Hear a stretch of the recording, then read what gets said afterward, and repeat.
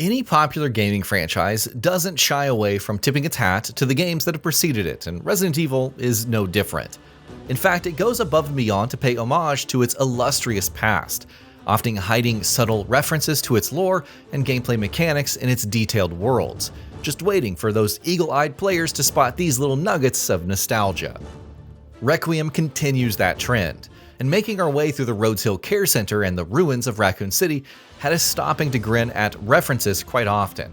There are many memorable ones squirreled away in this game, and we decided to bring the best ones we found to you, so we're going to dive right in. Rewarding a rather rare skill. The first time you pick a lock as Grace, as she tries to find a path to safety in Rhodes Hill, rewards you with a trophy or achievement called Like Mother, Like Daughter. That's a callback to Alyssa's time in Outbreak, where picking locks is one of her unique abilities. Perhaps she deemed it a skill useful enough to pass on to Grace sometime during her childhood. Well, whatever the case may be, it's an ability that served both women well over the course of their adventures. The destroyed Kendo gun shop. You might know Robert and Joseph Kendo as the brothers responsible for crafting all of the cool firearms for STARS operatives back in the day when Raccoon City was a thriving metropolis. Their store, located a stone's throw away from the RCPD building, is now a ruin of its former self after the city's destruction. You get to visit it as Leon once you make your way to the city, and it's an excellent callback to his time as a rookie. We wonder if the Requiem firearm was among the brothers' final commissions, but it's probably unlikely given their fates during the original Outbreak. An Unforgettable Obstacle. Remember the burning tanker that was in your way in RE2 and RE2 Remake as you tried to make it to the RCPD? That one was an annoyance, needing you to navigate the alleyways around it with a store named after a Street Fighter character acting as a landmark in the vicinity. Well, it's all there amid the ruins of the city, and you retrace the same path you took in the original game to get to the wrecked RCPD building in Requiem. Even the graffiti on the walls is the same, and it's a fine touch and a great way to establish continuity between the distinct stages of Leon's life. Skeletons from Leon's past. We're not done with the RCPD and its ruins just yet. Now, if you're like us, you probably remember a horribly disfigured police officer that Leon came across on his ill-fated first day, whose grotesquely twisted face was as memorable as his lower jaw hanging loosely off of his face. Well, he's exactly where you left him in Requiem, his skeleton missing its lower jaw in a callback to an iconic moment from RE2 Remake. A Lukewarm Welcome. In yet another callback to Leon's horrible first day as an RCPD officer, the ruins of the police building still have the welcome banner his colleagues prepared for him back in the day, complete with the discarded second L from a misspelling of welcome. It was hilarious then despite the horrors around us, but now serves as a sad reminder of a story that could have gone entirely differently if not for Umbrella's machinations. A typewriter well past its prime. Although you can save your game at typewriters in Requiem, there's one that doesn't work and probably deserves retirement thanks to everything that it's gone through. Leon takes note of a typewriter in the RCPD's main hall that might have once meant more than just a save point, as its presence might have held Mr. X at bay. However, it's now a shadow of its former self, a melancholic presence that stands as an enduring symbol of a past that the rest of the world may have forgotten, but one that continues to influence the lives of those who have survived it. A puzzling reminder. If you haven't played RE2 or its remake, you probably can be forgiven for walking right past a crumbling statue of a lion just up the stairs past the rotting typewriter. It's where the lion medallion was once hidden away behind a puzzle that requires a very specific combination depending on whether it was your first or second run-through of the game. Well, the puzzle's still there with the right code put in, showcasing an attention to continuity that the developers have clearly been vigilant about as they recreated Raccoon City and the RCPD building. The destroyed Orphanage. In Resident Evil Requiem, you navigate an orphanage that should look very familiar to you if you've guided Sherry Birkins in her attempt to escape Chief Irons in RE2 Remake. The layout is still the same, as are all the decorations and random items strewn about, such as the children's toys all around the nursery's floor and the path to the main hall that's taken right out of the previous game. Other than that, it's been utterly destroyed, but one specific view is still stunning. The final puzzle. You might be wondering what to do with a certain severed hand once it comes into your possession. Well, that's the catalyst to a very obscure puzzle that needs you to input a specific code to get a reward that's quite attractive thanks to how much it can change your gameplay.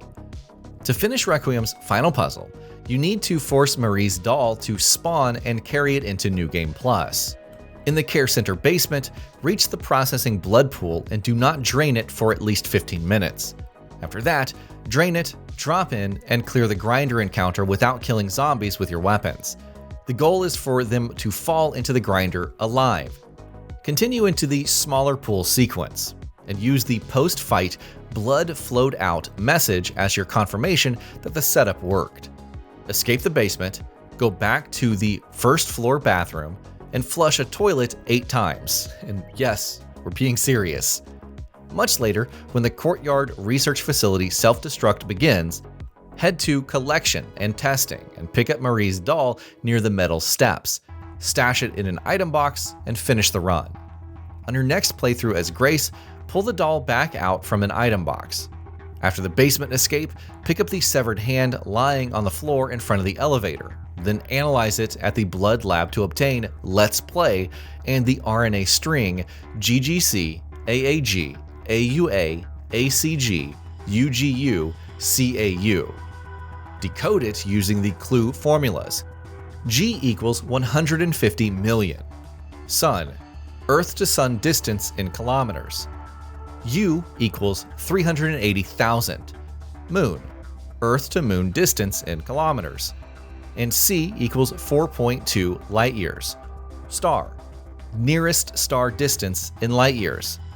For A, you'll need to trigger Leon's secret in Raccoon City. Kick the Mr. Everywhere head through the basketball hoop, then interact with the body at Gun Shop Kendo to receive Just Ignore A. That collapses the sequence down to GGC, G, U, CG, UGU, CU. Finally, while carrying Emily, go to the lead researcher's office with Marie's doll in your inventory and input this on the working puzzle box. Sun, sun, star, sun, moon, star, sun, moon, star, moon, to hear some creepy sounds and rewards.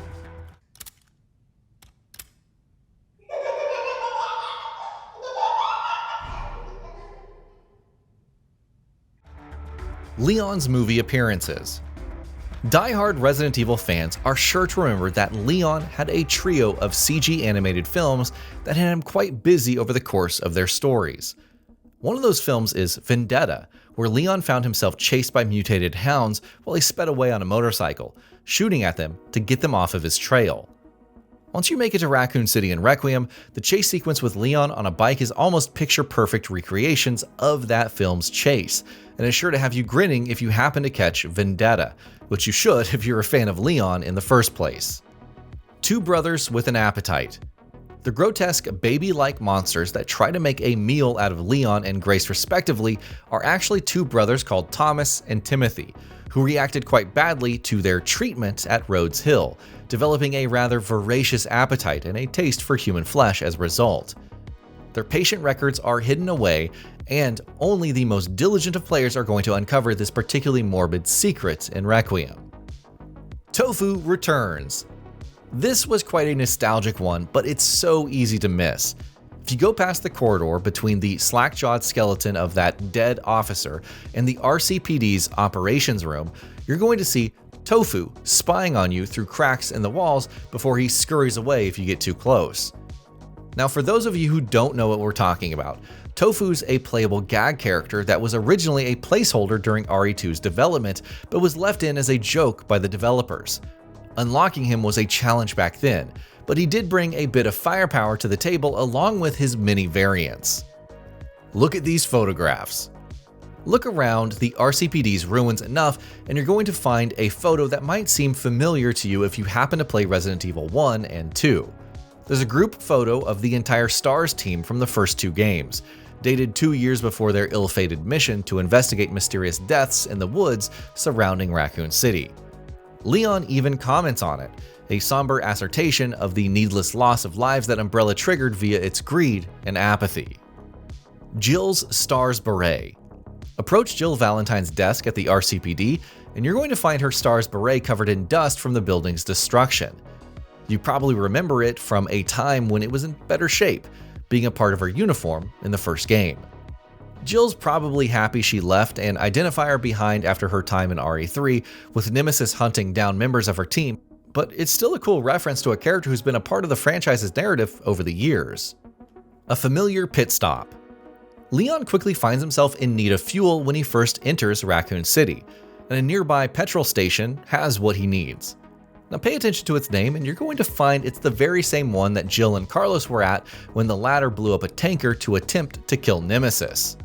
Leon uses that very tanker to make his way to the station and pick up that much needed fuel.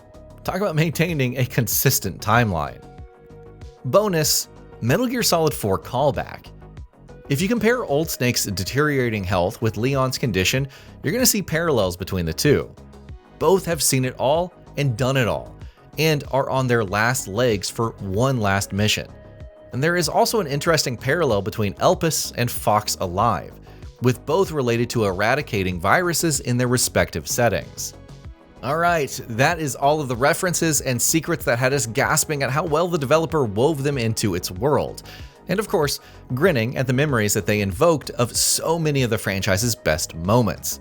Now this was a fun hunt, and there are going to be so many more to find over time if Requiem is anything like its predecessors. And that'll be about it for this one. If you guys like what we're doing at GamingBolt, please consider subscribing to our channel, and I'll see you guys on the next video.